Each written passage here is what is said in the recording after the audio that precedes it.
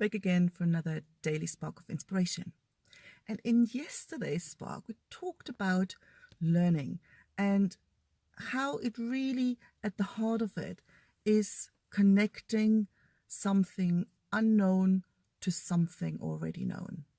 And that it can be compared to exploring a city that you don't know from the base of where you live, where your hotel is, whatever, and exploring one street and one corner and one little area at a time. And that things become so much easier when you have a map, when you have an overview of how all the pieces fit together, when you can see the structure, the pattern that underlays what seems to be a mess when you just sort of look at it without knowing that. And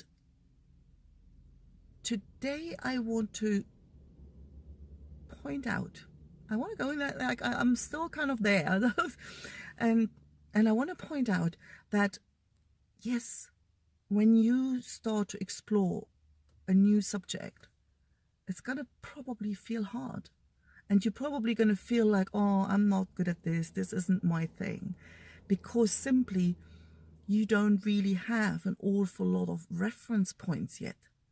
And say if you've ever studied a foreign language, you probably know that the first one was the most difficult one to learn. And then every language after that you learn, it kind of gets easier. Because, oh, that's exactly like in English. Oh, no, that's totally the opposite from the Spanish bit. And so the more points of reference you have, the quicker it clicks.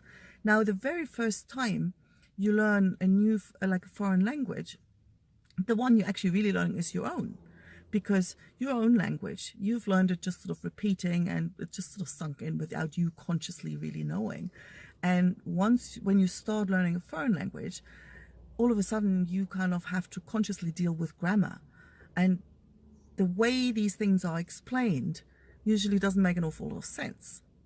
That's why I think that's what people usually love about Latin, because Latin and ancient Greek and all these, they're the kind of subjects that help you understand the structure, what grammar actually is. So you go from simply just repeating what you're being told to really understanding how the pieces fit together.